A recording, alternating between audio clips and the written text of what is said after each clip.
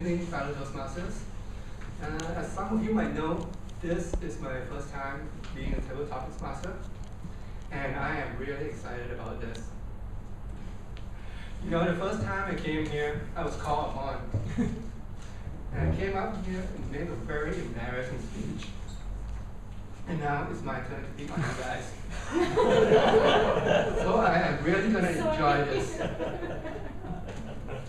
Okay, I'm sure all of you might already know what table topics are, so I don't really need to explain it. So let's move on to the first question. My first question came from my middle school class, an English class, and my teacher once asked a student, if you could meet anyone from the past, who would it be? And what would you ask or say to him? Toastmaster Edwin. The question again.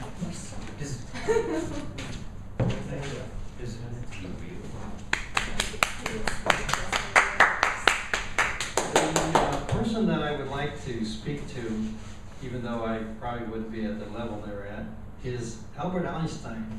I think one of the most important things that I've seen in the last 20 years, 10 years, in my experience is the immense, fast-moving technology, not only in computers and smartphones and all these wonderful things that we have on our hands, but the things that are happening outside of our understanding, which is things like space, things that are actually happening as we speak.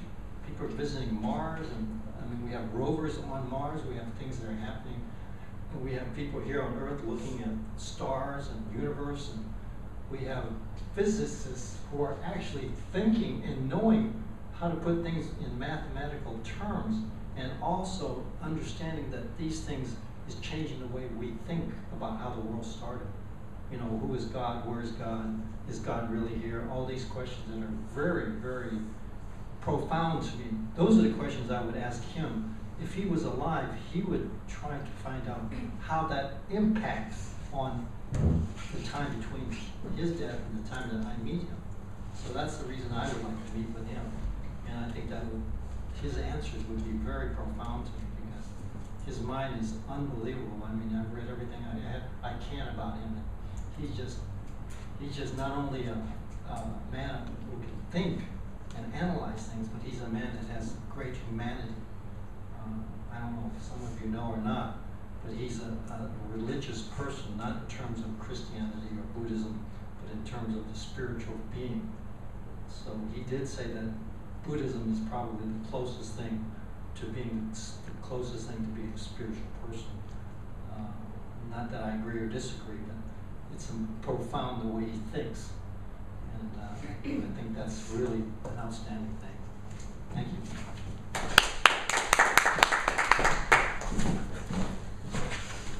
Thank you very much, Dr. Edwin. You know, when I was in that class, and the teacher asked the students, most of the students answered two persons, Albert Einstein and God. So, but we are middle school kids, and we usually those who choose Albert Einstein, they ask him like, why do you make an atomic bomb or something like that? So it's not as sophisticated as you, but thank you very much. Okay, let's move on to the next question. Now, imagine one day you come across a time machine, and you decide to go back to the past to meet your own self, yourself when you were a kid. But the time limit for staying in the past is 1 hour. But you already spent like 58 minutes looking for yourself. Now you only have 2 minutes to talk to yourself. If you meet him, what would you say to him? Me too. With yourself when you were a kid? Meeting myself. It's 2 minutes. I have 2 minutes. You have 2 minutes. To talk to yourself. To talk to yourself. Reflection in the mirror. Who do you choose? No? Would you like to come up? Volunteer. Maria, since you asked the question.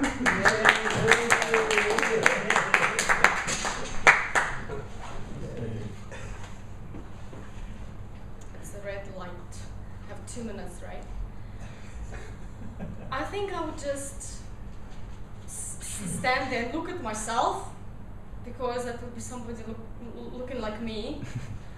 And is it kind of a specific time? Is it that I'm small or what? Let's just say you're 10 years old. 10 years old. 10 years old. I would probably say to myself, could I just stay there and continue being 10 years old because of carefree times and the school. But I didn't like the school though.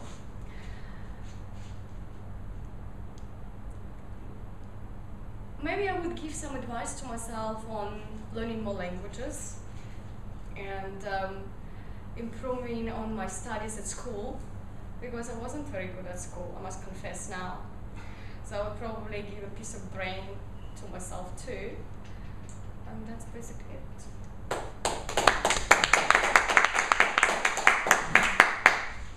I would tell myself to buy Google and Apple stocks, but not Facebook.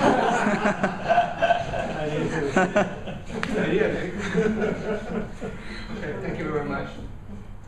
Now, the third question. Let's go back to the time machine a bit. Okay, 2 minutes is not really enough, and you want to go back again to be yourself again. So you decide to have another go at it. But somehow this time machine malfunctioned. So it tossed you 20 years into the future. And then you could see Bangkok 2 decades from now. You stay there for 2 weeks and somehow find your way back to the present.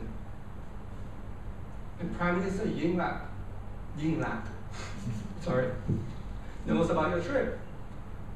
So she asked you to make a speech on that trip. Now you have 2 minutes. Toastmaster Nick. All right.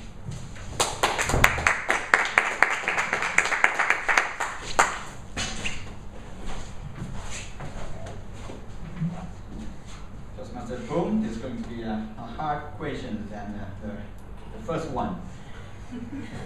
So, when I imagine how Bangkok is going to look like 20 years from now, if it can pass the 22nd of December, which is forecast to be the end of the world by the Mayan calendar, and we can survive beyond that day, I would imagine that Bangkok is going to be a modern city like New York today or London today. We should have a lot more BTS lines and an MRT, and Bangkok is so well developed. There are more schools for students, and there are more condominiums, right? But maybe luckily that I know from the future that all thing, that the developed thing happened after Yingluck resigned from her post as the prime minister. So those good things can happen. So I would say to Yingluck to quit. That's it. That's it. Just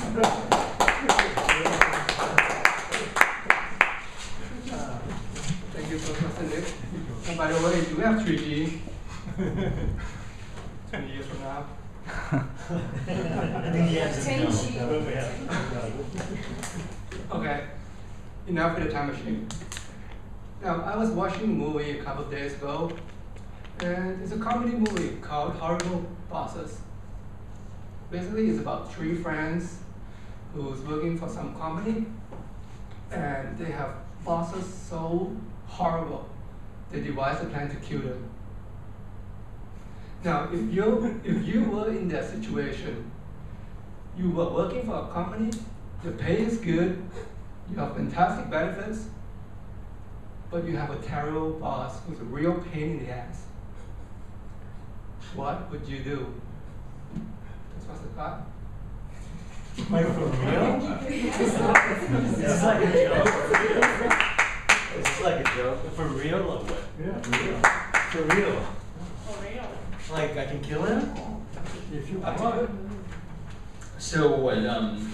Everything's perfect. Good pay, good package, Except good. for the boss. Except the boss. I can't make this funny, man. I mean, it's something I have real experience, you know. So I can't make this funny, but I'll just be truthful. I mean, if that's the situation I'm in, I'm likely going to quit, man. I mean, I can't put up with horrible bosses because, you know, my patience isn't that great, and you know, I don't like, you know, to be pushed around and stuff like that. And so even if it's good pay, good package, everything's perfect, if the boss is horrible, I'm not putting up with that. I'm quitting. And I'll make sure that my view is clearly known. There won't be any sugarcoating before I quit. You know, I'll make myself very clear why I'm going to quit and why we can't function together, and you know, get the record straight, and hopefully get that boss, you know, fired as well. So, you know, that's my answer.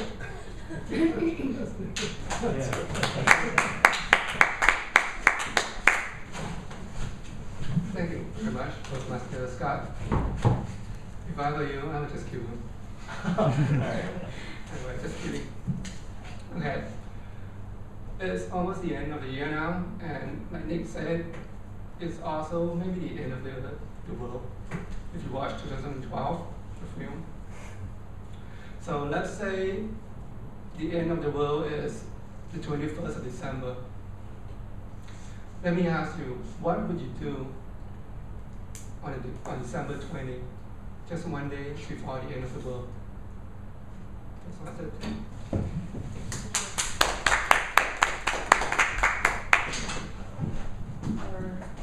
One day before the end of the world, okay, I think I will stay at home and do my routine. I will act as every other day in my life. I think it's not so surprising to be anxious with something you don't really know if it will happen. I will stay calm and do any hobbies I like listening to the music, watching the YouTube video, or going shopping. I think in my view, I think we can find the way to save this world, and I never believe in the end of the world. I think if it finally happens, I think we will have somewhere else to live in, or we have some way to survive, and then we can fight for the next step of our humanity. So no worry, no use to worry so much about what's something that will not come in my view. And I think in the last minute before the world will go to the end, I will stay at home and say to my families that I love them. that's the sentence I never told them after I was about 5 years old. And this very good time to do some little thing that's pretty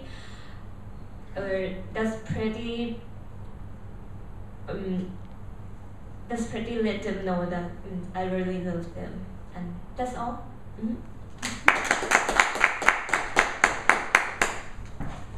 Thank you very much, Toastmaster Tip. By the way, I don't think the world will end. I think people will be out there still buying iPhones and iPads. So anyway, now my time is already up. You, So you I'm have just- one more question because we still have John. Well, Make it up. I actually have quite questions, but maybe Impromptu question. Maybe you can just like choose one of the questions you'd like to answer. Repeat some questions. A new one. A new one is better. Try to A think of a new new one. one. Think of a new one. A new one. Yeah, a new one. Then it's a little more difficult for me. Well, what question should I ask you? Okay. How long have you been here? Just a question. Oh, that was a question. In Thailand, about 7 years. Okay. My question to you is, seven years in Thailand, what do you think is the best thing about Thailand? I want you to seriously answer this because I have given up a lot of things about this country. As a Thai person, there are many things that I find very, very uncomfortable living here. So as a foreigner, as someone who comes here and lives here 7 years, I want you to tell me and tell everyone what's so good about this country that you can stay here 7 years. That's my last time.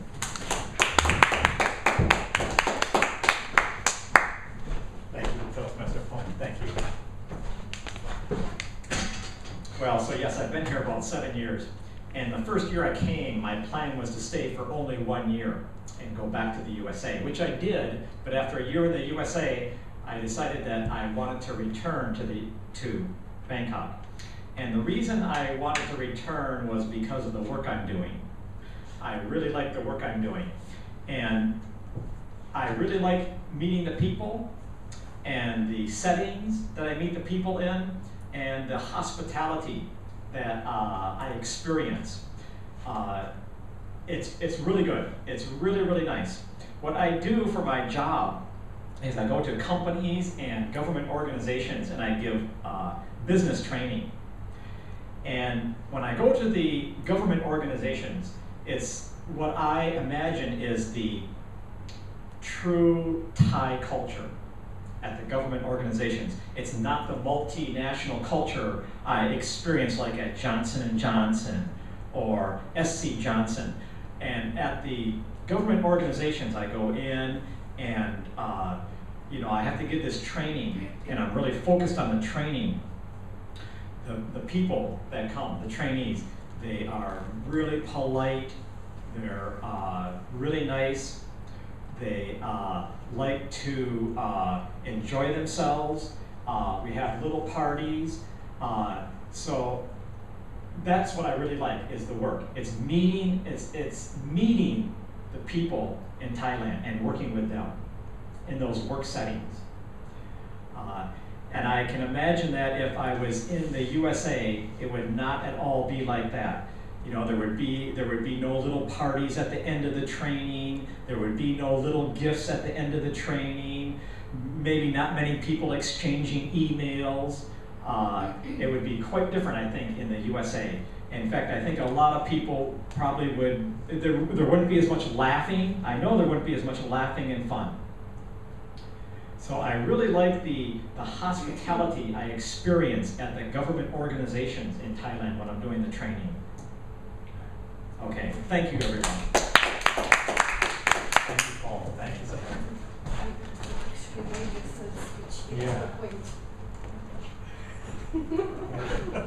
Did you understand me? That was your third speech. That was your third speech. Thank you very much, Toastmaster John. And I'm a little convinced, thank you. Okay, let's go back to Toastmaster of the Day. Thank you.